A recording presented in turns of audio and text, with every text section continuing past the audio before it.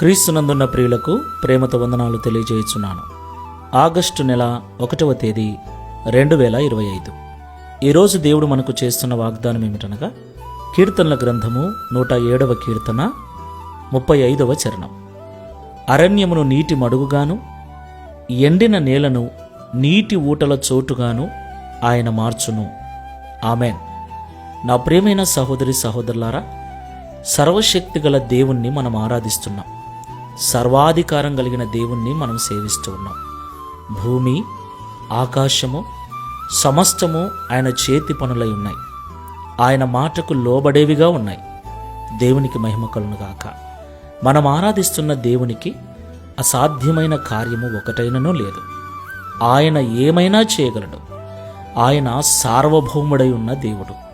దేవునికి మహిమ కలుగును గాక. అరణ్యమును నీటి మడుగుగాను, ఎండిన నేలను నీటి ఊటలు గల చోటుగాను ఆయన మార్చగలడు. దేవునికి మహిమ కలుగును గాక.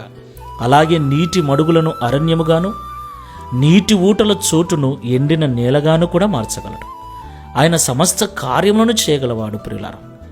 కాబట్టి మనం అందరం కూడా దేవుని శక్తి సామర్థ్యములను ఎరిగిన వారమై జాగ్రత్తగా ఈ లోకంలో జీవించాలి. మన స్థితిగతులు ఏమైనను మనము దేవుని ఎదుట దీనులమై ఉండాలి. ఆయన చేతి క్రింద దీన మనస్కులమై ఉండాలి.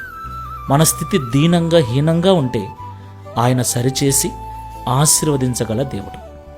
అయితే ఆశీర్వదించబడిన తర్వాత ఉజ్జియా రాజు వలె గర్విస్తే, ఆయన స్థిరపడిన తర్వాత గర్వించి దేవునికే ద్రోహం చేసినట్లుగా మనం స్థిరపడిన తర్వాత, ఆశీర్వదించబడిన తర్వాత వ్యతిరేకంగా దేవునికి అడుగులు వేసినా, మాటలు మాట్లాడినా మరలా మన జీవితాన్ని అరణ్యముగా మార్చగలడు. జాగ్రత్త.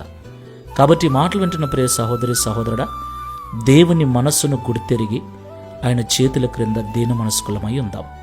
ప్రార్థన చేసుకుందాం. పరిశుద్ధుడైన ప్రభువా, జీవముగల తండ్రి, మీకు స్తోత్రాలు చెల్లిస్తూ ఉన్నాం.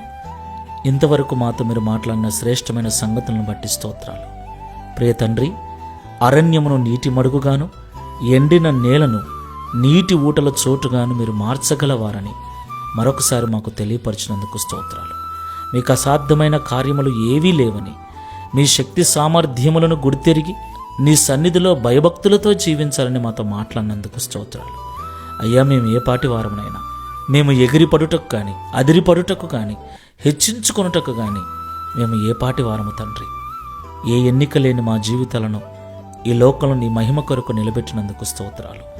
అయ్యా, మా తప్పులను క్షమించండి, మా అపరాధములను మన్నించండి.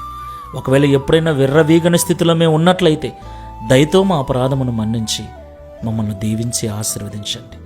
నీ మహిమ కొరకు మమ్మల్ని వాడుకొని ఈ దిన వాగ్దానమును మా అందరి జీవితం నెరవేర్చి మీ నామాన్ని మహిమపరచుకున్నామని యేసు క్రీస్తు వారి నామములో గడిచిన మాసమంతయు కాపాడిన మీ కృపను ఈ ఆగస్టు మాసమంతా కూడా మాకు తోడుగా ఉంచి నడిపించమని, మా జీవితముల ద్వారా సమస్త మహిమ ఘనత ప్రభావములు మీరు పొందుకొనమని యేసు నామములో ప్రార్థిస్తున్నాము తండ్రి.